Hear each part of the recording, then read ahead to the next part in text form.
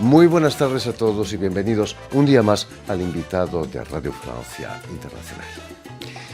La Galería Victor Sfez, situada en la mítica Place Dauphine, aquí en París, abre la temporada con una exposición dedicada a la artista plástica argentina Laura Nilni, con el título de Mela, que significa sal en hebreo, pero también desaparecer o esfumarse, nos propone en esta exposición un cambio radical en su trabajo.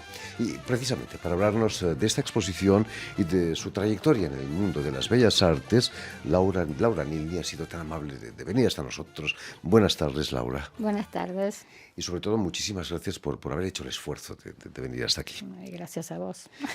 Permíteme, Laura, que explique antes que nada que has nacido en Buenos Aires en 1961, donde vas a licenciarte en Bellas Artes. En una época en que Argentina estaba saliendo de una larga dictadura, me gustaría que nos contases qué es lo que te sedujo de la carrera de Bellas Artes en aquella época. Lo que pasa es que en cualquier época hubiera hecho la carrera de Bellas Artes porque es lo que hice siempre. Según mi mamá, empecé a dibujar a los 2 años, 2 años. según tengo que creerle porque no me acuerdo, pero apenas aprendí a sostener el lápiz. Así que, y además vagamente me acuerdo de mis primeros dibujos. En aquellos años Bellas Artes tenía quizás un aire un poco rancio, ¿no? Ella, Buenos Aires. Sí. Sí, completamente. Sobre todo que vos decías cuando estaba saliendo de la dictadura, no, yo di la última materia en democracia. Toda mi carrera la hice en dictadura. Imagínate. Y los militares que nunca han tenido un aprecio por el arte, ¿no? Bueno, no sé por qué tenían aprecio los militares, así que no, pienso que no, el arte no había, bueno, también era un periodo de mucha censura, así que no, el arte y la censura no funcionan juntos. Es cierto que una serie de películas del Museo de Arte Moderno de Nueva York, te abrieron los ojos al arte actual. Ay, sí, ese recuerdo es, qué bárbaro, porque estaba pensando en eso últimamente, porque estuve en la exposición del Centro Pompidou de Cristo, y una de esas películas del MoMA, que esto fue cuando estaba en primero o en segundo año de Bellas Artes, era sobre la construcción de la cortina, de la famosa cortina en el valle que hizo Cristo, y cuando estuve ahora en la exposición me trajo a la memoria eso, decirme, sin Cristo, vaya uno a saber qué hubiera hecho de mi vida, porque fue realmente una apertura importante. Olvidamos que en aquella época no había internet, era muy difícil Claro, ver por obras de supuesto. arte. Y no había tampoco tantas, porque uno va ahora a Buenos Aires y hay todo. Hay cantidad de museos, fundaciones, y se puede. Pero en esa época se veían muy pocas cosas. En aquellos años de estudiante, Laura, vas a conocer al compositor Riccardo Nilni, con el que vas a colaborar estrechamente. ¿De qué manera ha marcado tu trabajo ese contacto directo con la música? Bueno, es casi como decirte por qué dibujo ya a esta altura del partido, porque como estamos juntos no me va a rejuvenecer decirlo, pero hace 40 años que estamos juntos.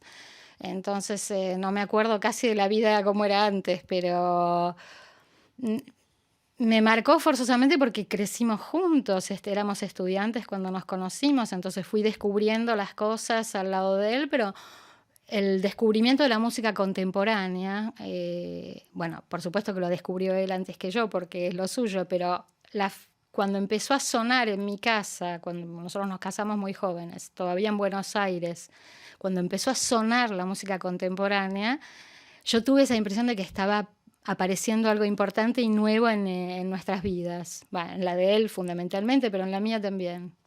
A finales de los 80 os vais a instalar aquí en París, pero antes vas a pasar por Tel Aviv, ¿no? Sí. Estudias fotografía. Era una manera de reencontrarte con tus orígenes. Sí, no, porque digamos que se dieron las cosas así, no fue una búsqueda de. En realidad, los orígenes, mi familia viene de Europa, viene de Polonia. Mis padres nacieron los dos en Polonia, entonces los orígenes es un poco ambiguo. Sí, en gran parte sí. Aparte yo había aprendido el hebreo en la escuela primaria, entonces escuchar hablar hebreo en forma cotidiana en el colectivo, que todo el mundo. El shock que uno recibe es ese, que el hebreo era una cosa que uno aprendía en la escuela Y cuando uno fue a una escuela bilingüe como yo y que de pronto ver que la gente en la calle, todo el mundo lo habla, es curioso. Pero pienso que eso le habrá pasado a toda la gente que hizo una escuela bilingüe. Hablando de colectivos, aquí en París vas a formar parte del colectivo, Por supuesto, ese sí. grupo de grandes Sí. artistas argentinos en Francia, y también vas a exponer en galerías como la de Lelia Mordoc. Ujú. Eh, París es una especie de crisol para el arte argentino. Eso también, el colectivo es, digamos, un caso aparte porque efectivamente lo que hace de maravilloso Ricardo Mosner es haber reunido ese grupo que como prácticas artísticas es muy heterogéneo, pero que tiene en común el hecho de ser todos argentinos o casi todos, eh, viviendo en Francia. Y eso ya es un gran punto común. Y aparte, bueno, cada año es una aventura porque él propone una temática y hay que trabajar con esa temática y es como todo lo que se hace con Mosner, es muy divertido. Además hay monstruos sagrados como Julio Leparc, por Exacto, pero ejemplo, y bueno, tantos la otros, ¿no? suerte que yo tuve es de trabajar también, de ser representado por la misma galería que Julio Leparc, ¿no? Lelia Mordoc, pero eso fue realmente una casualidad, porque cuando yo llegué a trabajar en lo de Lelia, hasta ese momento estaba Horacio García Rossi solamente, También fallecido, desgraciadamente. que bueno, que no es poco, No, que fue un hermoso encuentro. imagino que es enriquecedor, ¿no? Para un artista poder estar en contacto con la vanguardia. Sí, sí, es maravilloso, por supuesto, porque hay mucho, muchísimo que aprender. Sí, bueno, en esa época más todavía porque yo todavía era muy jovencita y ellos eran ya tan importantes. Hablando de la colaboración con Ricardo Nilni, tu marido, eh, el vídeo ha adquirido mucha importancia en tu trabajo gracias a él, en cierto modo, ¿no? He visto que habéis participado en una exposición en Dunkerque que se llamaba Música para ser vista. Sí, Tú les das los ojos a su música, ¿no? fue una hermosa experiencia. No, realmente trabajamos juntos. No es ninguno ilustra al otro. Y el tema de trabajar juntos, la idea es desde que nos conocemos, simplemente que tuvimos la posibilidad de hacerlo mucho más tarde. Pero en el momento en que nos conocimos, decíamos que íbamos a hacer dibujo animado. Los dos somos bastante, ¿cómo se dice? Cinéfilos. Me iba a salir. A los dos nos gusta mucho el cine y a los dos nos gusta mucho la literatura.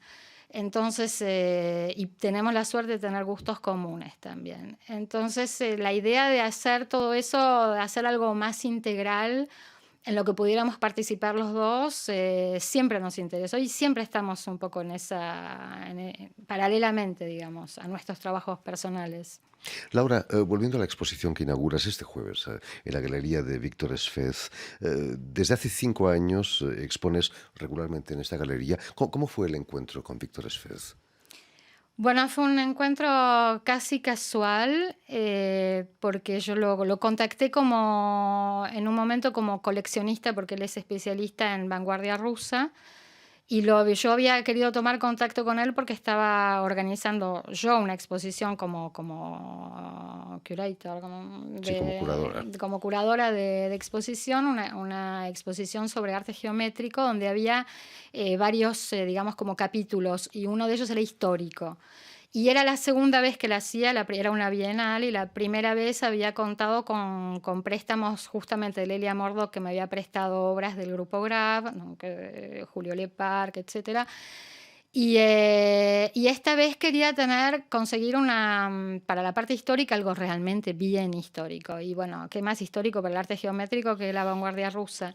Entonces yo había tomado contacto con él en ese momento, que se había hecho desear un poco. Siempre por mail, nunca habíamos hablado, entonces, bueno, él no sabía que yo era argentina. Y en un momento él me llamó por teléfono y nos ponemos a hablar, reconoce el acento y me dice yo de dónde vengo, le digo que soy argentina, y me dijo, bueno, nos tenemos que conocer, y ese mismo día nos conocimos, y esto fue en 2014. Y me empezó a hablar de una pareja de artistas argentinos que él había representado durante muchísimos años hasta su muerte, porque lamentablemente los dos fallecieron, y como no tuvieron hijos, además Eran Hernández y lo Fernández. designaron heredero del atelier. O sea que era una muy hermosa historia de fidelidad con esta gente, y digamos que esto se prolongó un poco al conocerme a mí. Por supuesto. Y desde entonces una fructífera Sí, colaboración. sí. Es un sitio muy simbólico, ¿no? Esa plaza en pleno centro, es en el corazón de París, la Place Sí, Dauphine. sí, es un lugar maravilloso. Muchos turistas ni la conocen, ¿no? Porque pasan por ahí, pero no Porque entran. se puede pasar sin entrar, efectivamente. Se puede pasar, y mismo franceses pasa que vienen y dicen, ay, nunca estuve en este lugar. Sí, no, es un lugar extraordinario. Exponer en París en estos tiempos de COVID es más que un privilegio. ¿Cómo has vivido el confinamiento? Estos 2, 3 meses encerrada en tu casa, seguramente. Bueno, siempre me da vergüenza decirlo, pero el confinamiento para mí fue un periodo maravilloso, independientemente, bueno, del miedo que uno podía tener o no, porque en realidad no nos dábamos tanto cuenta, pero de haber estado encerrada con mi marido y con mi hijo, que era maravilloso tener a mi hijo en la casa, que ya es un adulto, y que probablemente sea la última vez en la que hayamos convivido tanto tiempo. Eh, cada uno trabajaba en lo suyo, pasábamos mucho tiempo juntos, el tiempo estaba hermosísimo. Paradójicamente, porque la Sí, primavera aquí no suele hacer muy buen no, tiempo. Es un confinamiento fértil para ti. Sí. fue muy fecundo. No son estas obras, en realidad lo curioso es que las obras que hice durante el confinamiento todavía no las mostré. Que pienso que en algún momento las voy a mostrar, pero esta es una obra que vino detrás de la obra del confinamiento y está influida, pero es otra cosa. Estamos viendo obras de la Mm. exposición que inauguras este jueves. La exposición se titula Melach. Tiene una profunda influencia mediterránea, ¿no? Esos Sí, azules.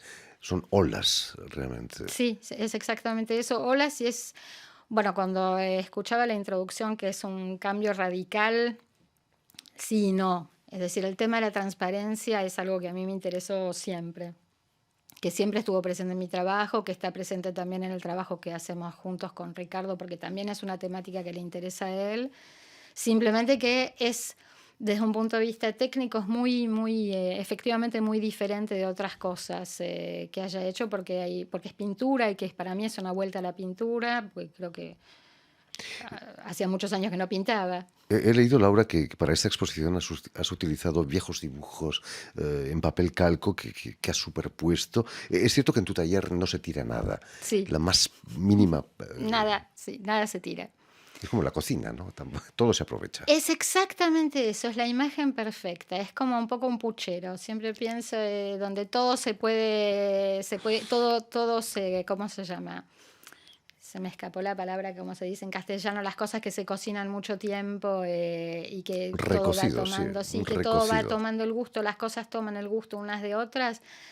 Es un poco eso también lo que me interesa en la transparencia, es decir, que hay capas que se superponen siempre se ve un poquito lo que está debajo, entonces un poco cuando uno cocina y que se siente el gusto de los ingredientes, pero al mismo tiempo los ingredientes están bastante mezclados, hay una amalgama y a veces uno se siente más que el otro, pero todos están presentes. Es un poco eso, es esa superposición, como los recuerdos, un poco como los recuerdos que nos construyen. Y como en la cocina hace falta sal, mela, que es sal en hebreo. ¿De dónde sale ese título para tu exposición? Y ese título, en realidad me estuve rompiendo la cabeza varios días porque quería algo que sugiriera el mar, porque estaba todo el tiempo con la idea del mar y del Mediterráneo. Y nada, era el mar y era también, había pensado en un momento en el tema de la sal porque es el blanco y la sal que queda, la resaca un poco que queda. Venía con esa idea y no sé cómo me empezaron a aparecer palabras en hebreo y me acordé, en realidad es el nombre del mar muerto en hebreo, que es Yamamelach, y que quiere decir mar de sal. Y dije, bueno, aunque sea el mar muerto, al fin de cuentas el Mediterráneo también es salado, Melaj. Y a partir de ahí era Melaj y no podía ser otra cosa. Tan mediterráneo es tu trabajo que mucha gente piensa que es la bandera griega, uruguaya, quizás hebrea también, ¿no? Sí, bueno, Celeste y Blanco también es Argentina. Argentina, por supuesto. Sí, sí, pero son cosas que me di cuenta después, como siempre. Uno está haciendo las cosas y aparte yo todas estas obras son hechas medio en estado de trance.